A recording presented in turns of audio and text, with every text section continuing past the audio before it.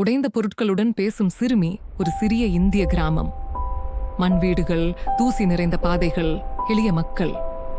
அந்த கிராமத்தில் அன்யா என்ற ஒரு சிறுமி வாழ்ந்து வந்தாள். அன்யா ஏழைதான். ஆனால் அவள் மனம் மிகவும் பணக்காரமாக இருந்தது. அவள் பெற்றோர் சிறு வயதிலேயே இறந்து விட்டார்கள். அதனால் அவள் தன் பாட்டியுடன் மட்டும் வாழ்ந்து வந்தாள். அவர்கள் வீட்டில் டிவி இல்லை, பொம்மைகள் இல்லை, வசதிகள் இல்லை. ஆனால் அன்யாவுக்கு ஒரு வித்தியாசமான பழக்கம் இருந்தது.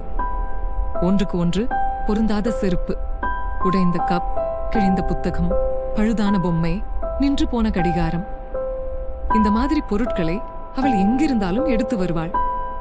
மக்கள் அவளை பார்த்து சிரித்தார்கள். பாவம் பிள்ளை, மூளை சரியில்லையோ, உடைந்ததை எதுக்கு எடுத்துட்டு வர்றா? ஆனால் அன்யா எதையும் கவலைப்படவில்லை. இரவு வந்ததும் அவள் அந்த உடைந்த பொருட்களை சுத்தம் செய்து முன்னால் வைத்து பேசுவாள். நீ உடைந்ததுக்கு உன் தவறு இல்ல, உன்னால இன்னும் பயன் இருக்கு, நீ முடிஞ்சுடல. அந்த வார்த்தைகள் யாருக்கும் கேட்கவில்லை. ஆனால் அந்த இருட்டுக்கு கேட்கப்பட்டது. பாட்டியின் அன்பு ஒரு நாள் பாட்டி கேட்டாள், ஏன் இப்படி உடைந்த பொருட்களை சேகரிக்கிறேன்?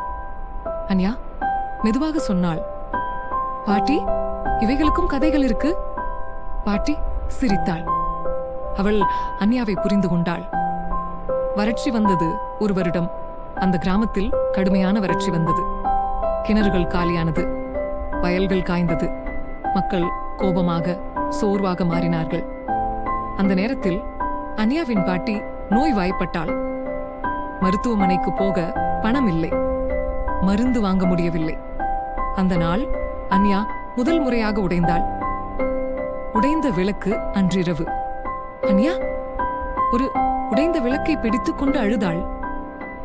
எல்லாத்தையும் சரி பண்ண சொல்லி சொன்னேன், இப்போ இதை சரி பண்ண முடியல.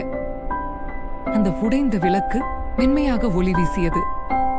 அதுபோல அன்யாவின் நம்பிக்கையும் இன்னும் உயிரோடே இருந்தது. நகர மனிதன் அடுத்த நாள் ஒரு நகரத்திலிருந்து வந்த மனிதன் கிராமத்தை பார்வையிட வந்தான். மக்கள் எல்லோரும் அவனை சுற்றி நின்று சண்டை போட்டார்கள். எங்களுக்கு தண்ணீர் வேணும், எங்களுக்கு வேலை வேணும். அவன் குழப்பமடைந்தான். அந்த கூட்டத்தின் ஓரத்தில் அன்யா நின்றாள். அவள் கையில் அந்த உடைந்த விளக்கு.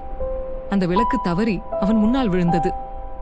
மாற்றத்தின் தொடக்கம். அந்த மனிதன் கேட்டான், ஏன் உடைந்த விளக்கை வைத்திருக்கிறாய்? அன்யா அமைதியாக சொன்னாள், உடைந்ததுனால ஒளி தர முடியாதுன்னு இல்ல. அந்த வார்த்தை அவனின் மனதை உடைத்தது.